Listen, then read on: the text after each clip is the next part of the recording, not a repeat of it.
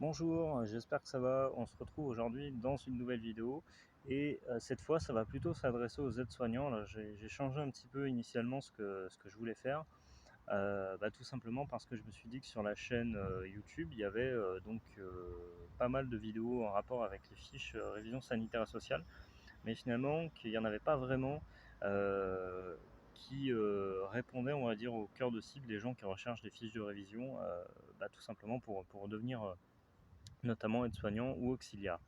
Et donc là aujourd'hui, on va prendre un exemple, un extrait du module 1, donc aide-soignant, qui concerne la toilette au lit. Alors, j'ai essayé de vous synthétiser ça le plus possible, en commençant par la définition. Donc la toilette au lit, c'est un soin qui permet à la personne soignée d'être propre et de protéger ses documents. Donc c'est un facteur de bien-être physique et moral de la personne soignée. Ça permet également l'observation du corps et l'instauration d'une relation entre le patient et le soignant. Si vous entendez du bruit, c'est normal, je me suis mis à l'extérieur, mais il y a toujours des gens qui font un peu de bruit ou qui sont alentour. Donc l'objectif, c'est de garantir une hygiène corporelle, d'assurer le bien-être physique et moral du patient, d'aider le patient à travailler sur l'image de soi, stimuler les capacités physiques, surveiller l'état cutané, instaurer un dialogue pour évaluer l'état psychique. Ensuite, le matos nécessaire. Alors, vous m'excuserez parce qu'en fait, j'ai eu un bug à l'impression. Là, j'ai pris des fiches en fait. Enfin, j'ai imprimé des feuilles tout simplement pour pouvoir vous lire ce que je suis en train de vous dire. Et en fait, du coup, j'ai oublié le matos, donc du coup, voilà, je vais le mettre en dessous de la vidéo en description. Euh, bon, en gros, pour résumer, voilà, je vais quand même dire ce que j'ai pu prendre en note. Donc, linge, gants de toilette, serviette, de haut et bas, linge pour le lit, matériel d'hygiène, sac à linge, savon, huile, bras. Ok, voilà. Ensuite, donc là, au niveau de la prépa du matériel, donc voilà, nettoyer, désinfecter le plan de travail, les différents supports qui seront utilisés, réaliser une hygiène des mains, friction hydroalcoolique, lavage simple des mains, regrouper et disposer l'ensemble du matériel nécessaire, remplir la cuvette d'eau tiède à température convenable pour le patient, on va éviter de brûler, tant qu'à faire, vérifier la température de l'eau à l'air pour éviter vous aussi de vous brûler, préserver aussi l'intimité du patient, c'est mieux selon la visibilité, fermer les fenêtres par exemple, baisser les volets, installer un paravent. Donc après le truc c'est voilà, c'est faire en fonction de ce que la personne vous demande. Moi je vous souviens, il y en a qui préfèrent avoir les rideaux un petit peu levés le matin, d'autres pas trop. Voilà, c'est en fonction de chacun. Au niveau de la réalisation, le principe c'est de débuter la toilette par le plus propre, puis finir par le plus sale. La face, le haut, le bas du corps sont considérés comme étant le plus propre, les pieds sont considérés comme étant le plus sale, des parties dites propres. Les organes génitaux et le siège sont considérés comme étant le plus sale. Si le patient est souillé, commencez par le plus sale pour son confort, puis reprendre par le haut du corps. Changez ensuite l'eau de la bassine aussi souvent que nécessaire afin d'éviter de rincer le patient avec une eau savonneuse.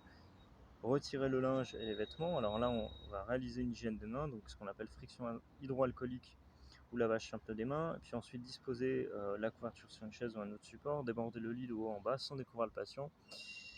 Plier le drap de dessus sur le patient pour éviter le refroidissement, retirer les vêtements du patient. Au niveau des toilettes, du visage, oreilles et cou, placer une serviette sous la tête, laver le visage à l'eau, sauf si le patient souhaite du savon. Voilà. Hop, ne pas utiliser de topiques gras favorisant la macération, ne pas utiliser d'alcool. Ok, j'ai des trucs qui s'affichent, j'ai rien demandé.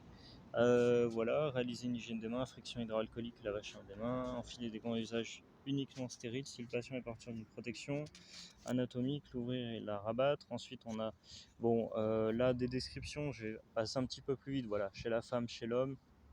Voilà, je pense que c'est en fonction de la personne, ça sert à rien de vous refaire un descriptif complet de toilette. Bon voilà, toilette du dos, pareil. Après, ça relève plus du bon sens. Et voilà, on va aussi vous l'apprendre un petit peu en stage. On va vous l'apprendre carrément en stage, hein, c'est pas un petit peu.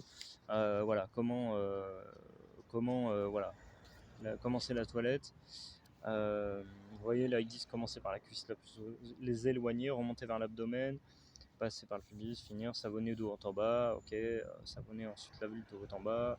Bon, ça c'est pour les femmes, mais voilà, hein, vous aurez compris l'ordre un petit peu, voilà, comment faire. Puis surtout, le plus important à la fin, c'est d'essuyer en topinant sans frotter. Donc voilà, après on a ce qu'on appelle aussi la toilette du siège. Donc voilà, ça c'est plutôt derrière, effectivement. Mais encore une fois, c'est vraiment plus du bon sens, hein.